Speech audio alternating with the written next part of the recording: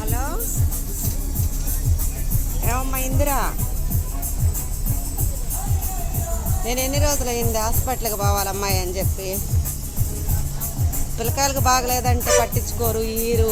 మనిషికి బాగా నేను మీరు ఈగిపోతే నేనైతే పోను. మీ అన్నను కూడా అడిగాం. ఫోన్లు ఆపేస్తే ఎవరిస్తారు?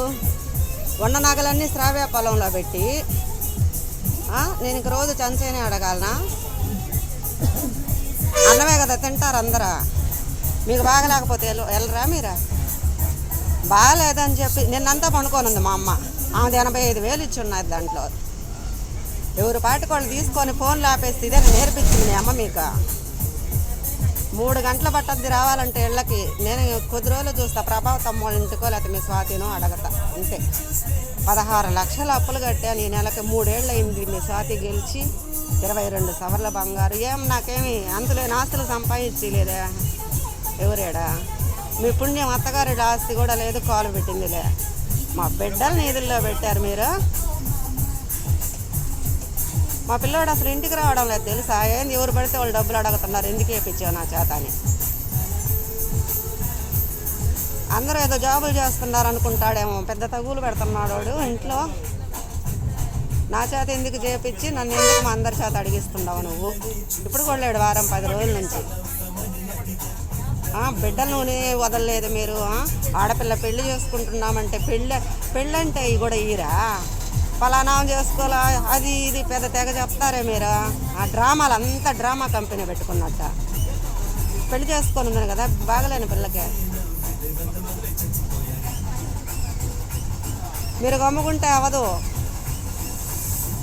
ఒక్క మాట అడిగితేనే స్వాతికి ఎందుకని అన్నాడే మీ అన్న. ఊరికే పొలం ఇప్పించమని. ఏం ఊర్లో ఏమి గంపల ధర సంపలకాయలు ఊర్లో ఏం కొనుక్కోకూడదా?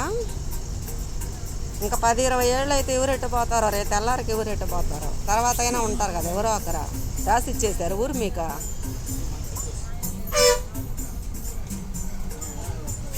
నేనైతే స్వాతిని అడగాల. ఆమె కోసం చేసినప్పుడు అడగల, మా కోసం చేసినప్పుడు మమ్మల్ని అడుగుతున్నప్పుడు ఆమె కోసం చేసింది. ఆమెను అడిగితే తప్పేముందే? ఆమె కోసం మీ వీధుల్లో నిలబడాలా? చెప్పండి.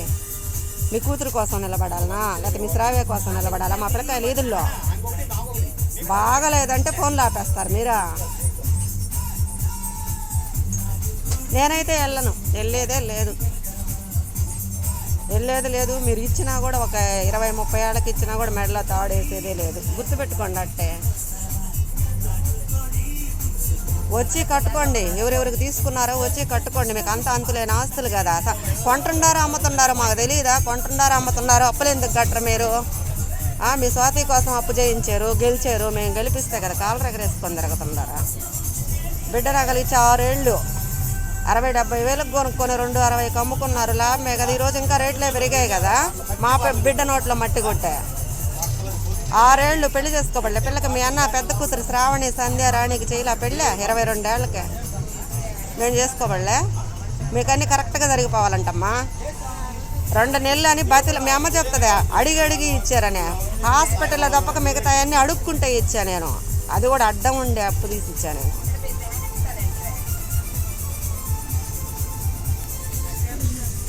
లేదు, చాలా అన్యాయం చేశారు నాకు 25 ఏళ్ళ నుంచి. మళ్ళీ ఇప్పుడు చేస్తూ ఉంటారు. అట్టే పెట్టుకోండి.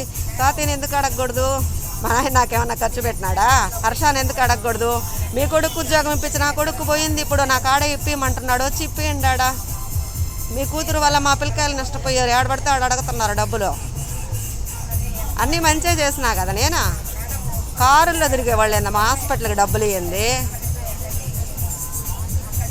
నాకు కూడా 3 గంటలు పడద్దు. వచ్చి ఏడ కూర్చోను? మీ ఇంట్లోనే, మీ అన్నోళ్ళ ఇంట్లోనే కూర్చుంటా నేను. పానీలే ఎందుకు? పరువులు పోతే వస్తాయా అనున్నా. నాది నేను తింటున్నప్పుడు నాకు నేను గొప్ప. ఫోన్లు ఆపేస్తారు మందల్లా. మేము ఫోన్లు ఆపేసేది అన్నాడు. డబ్బులు తీసుకొని గెలుచుకొని, డబ్బులు తీసుకొని పొలాలు కొనుక్కొని, బిడ్డ పెళ్ళంటే ఇరు, బాగలేదంటే ఇరు, యాక్సిడెంట్ అయింటే ఇరు, ఎమర్జెన్సీలో పెట్టుకున్నామంటే ఇదైతే పెద్ద చెప్తా అన్న. స్కానింగ్కి పోయేదేలే ఇచ్చిందాకా. అదొకటి మెడలో తాడు వేసి ఎదలేదు. ఎవరు తాడు తెంచుతారు మీరు అప్పులు చేయించి? మీ స్వాతి కోసం, చెంచయ్య కోసం, అనుష కోసం, శ్రావ్య కోసం. పెళ్ళిళ్ళు ఆగిపోయినాయి ఆ శ్రావ్య వల్ల. బిడ్డలు అన్యాయం అయిపోయారు ఆ శ్రావ్య వల్ల. తగువులు కావాలా నాకు? 6 ఏళ్ళు అయితే కూడా ఈరా మీకు 10 ఏళ్ళు అయితే కూడా మేనమామ సార్లు లేదా మీ పుట్టింటోళ్ళ నీక? మరి ఎట్ట చేపించావు?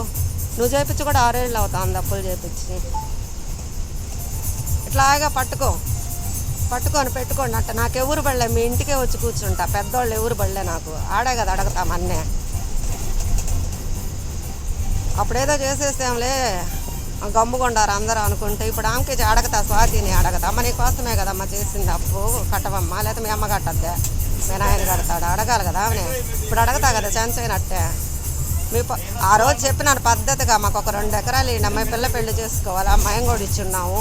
తెలుసు అమ్మాయికి, నీకు కూడా తెలుసు కదా. అమ్మలేదు కొనలేదు అన్నావు ఆ రోజు నువ్వు. మీ అన్న ఫోన్ తీయడు. డ్రామాలుగా ఒక డ్రామా చేస్తూ ఉంటారు అందరు. చేయలేడా?